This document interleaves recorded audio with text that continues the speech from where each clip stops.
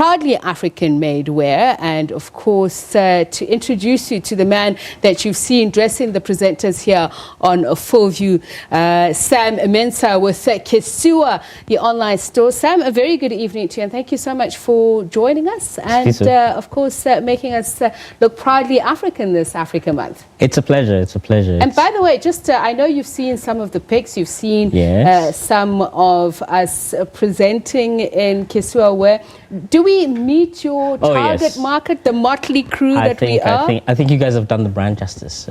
You look good in it. So what is the brand? Just tell us a little bit more about it and your journey. How did you come to establish Kisua? So the journey was actually an accident, as most of these things are. My background is actually finance and technology, but I traveled a lot across the African continent, and I have a love for African culture, whether it's music, food, art, or clothing. And I struggled to find African fashion. You would find great African fashion when you travel in little boutiques, but it was really difficult to buy African fashion anywhere you were in the world. And that's how this concept came about. So I started off buying a few items for friends, and then people approached me and say, hey, I saw Kisua wearing a really nice blouse from Ghana. Where did you get it from her? Can I give you some money? How much did it cost? Next time you're in Ghana, or next time you're in Senegal, or next time you're in Kenya, can you buy me this or buy me that? And that's how the concept. So you were the go-to guy, and having the head for economics, you thought I could make money out of this. Actually, so what would happen is people approach me and I'll turn them away because I didn't want to take their money. I didn't want that commitment of having to go and be a personal shopper for people. But then I started thinking about, hang on a second, people actually want this stuff. So there must be a way to put a business together to be able to deliver contemporary African fashion. I was going to say, I'm hoping that we can put up some of the images, and there we are. So for those viewers who aren't familiar with the label, you can see what it's all about, some of the images there and you have some famous faces. We've got the Queen Bey, Beyonce, we've got Lupita Nyong'o. So your parents weren't excited about this to begin with. Are they excited now that this is who you are in the world of fashion? You know, it's deeply traumatic for African parents when you give up a good job to, in their minds, become a tailor. You know, they put this child through school and they had big dreams for him, and you leave everything that you're doing to go and make clothes. But I think now they've come around and they've seen that...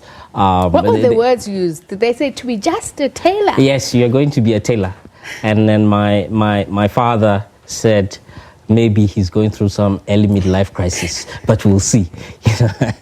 But I think they've come around now. They've begun to see this vision coming to light, and the way that it's being embraced. You know, African fashion has transitioned onto the world stage. African fashion is actually no longer about just Africa. Yes, we enjoy it in the continent, but there's so much potential. We've seen recently international brands actually taking African fashion and incorporating it into their but there's also been cultural appropriation of it, and I think part of the reason Kisua exists is that Africans can proudly own and tell their story, and build part of their narrative. You know, Africa has all the things that is required to build a global fashion industry, to be participants in the global fashion industry. We grow the cotton, we can spin the yarn, we can dye the yarn, we can make designs, we can turn those designs into garments that are made. The t-shirt I'm wearing, the Mandela t-shirt I'm wearing, we have a collaboration with the Nelson Mandela Foundation. We've brought back the 46664 brand.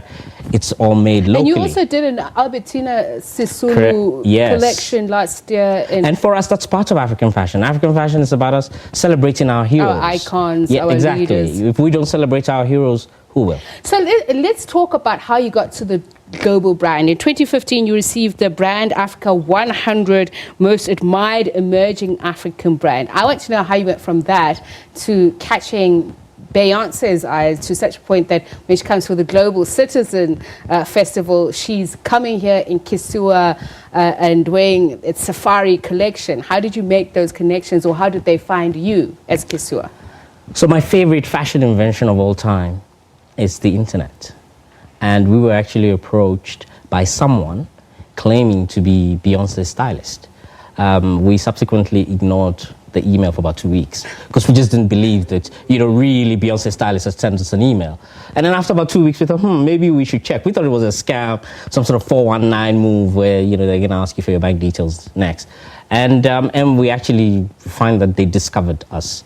Beyonce stylist discovered us on the internet, on Instagram. And since then, how far, how wide have you gone? So we have 3 distribution centers, one in Joburg, one in the US in Philadelphia, another one in the UK in London. And from those 3 distribution hubs, we're able to service customers all over the world. And that's why you're Kisua online. That's where you do a lot of business. So our model has evolved. We're online, but we also have physical stores. So we have a store in Joburg. We have 2 stores in Joburg, Sandton City, Nelson Mandela Square, and also a store at the V&A waterfront in Cape Town. I'm just looking at some of these designs there, that the jumpsuit there by Estelle in the UK. I mean, these are some repetitions from your original capsule line as well. So are you bringing some designs back? Who are the designers? Is there any particular meaning to the fabric that design themselves? So we have an internal design team. Sometimes we also do collaborations with other designers.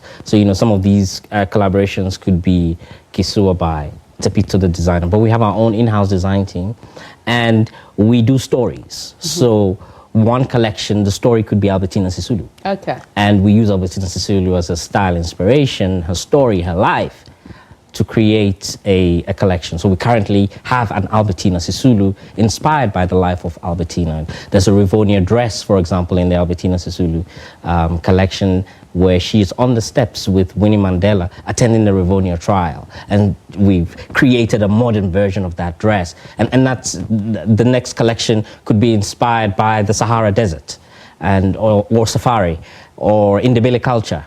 And that's how we kind of look for inspiration from the sights, sounds, landscape of Africa. Well, we certainly hope that our viewers have found inspiration. You've seen how the anchors have been dressed here. Sam Mensah is a founder of fashion house Kisua, and he's been dressing us here, the team, during Africa Month. And all we have to do is go to the physical stores, as he mentioned. There's one in Sandton, Hyde Park, and Cape Town as well, and also go to Kisua online. Well, as we mentioned, just 4 days away from the presidential inauguration. That's going to be on Africa Day, May 25. And we'll be bringing you more details about that. We'll also be bringing you a range of conversations about the people, politics and cultures of our diverse continent, delighting in our differences and finding common ground. So we'll continue to showcase Kisua.com or Kisua Fashion as we continue.